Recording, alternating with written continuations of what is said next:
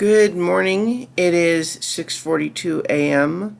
on Tuesday, November 13th, 2018. I'm Christiana Ellis and I just got up. This is 5 more minutes. I'm in a little bit of a weird mood this morning for a couple of reasons, but mostly, I woke up today to see news that Stan Lee had died. And that one hits me hard for a couple of reasons. One, of course, is that he was the creator of, my favorite superhero, Spider-Man, co-creator, I guess. Yeah, creator. Which, is just a character that's meant a lot to me over the years. And I always thought he was a really cool guy, like he, just all kept doing stuff all through the years, and not all of it was great, but that's fine. He just kept going. He got all of his cameos in the Marvel movies, and, he's just this, geek icon.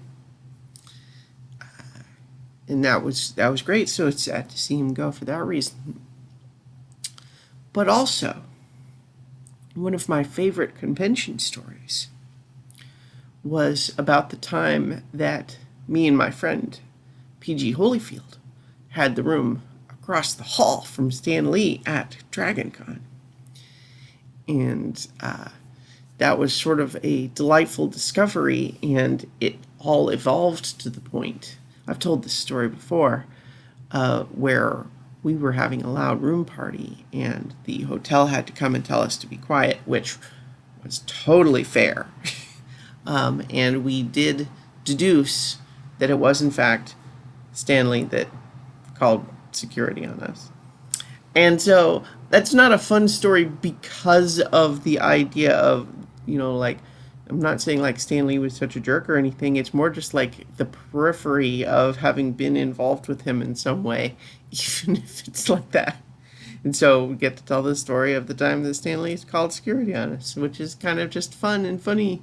And we went and apologized the next day, even though we mostly apologized to his security guy.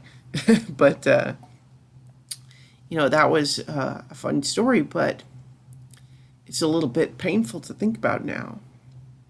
I mean, not only just now, but because a few years ago, my friend PG Holyfield died of cancer. And what I was doing when security came was singing parody lyrics of Bohemian Rhapsody about my dog. So that story is a little emotional now on several respects. So a little bit of a sad one now.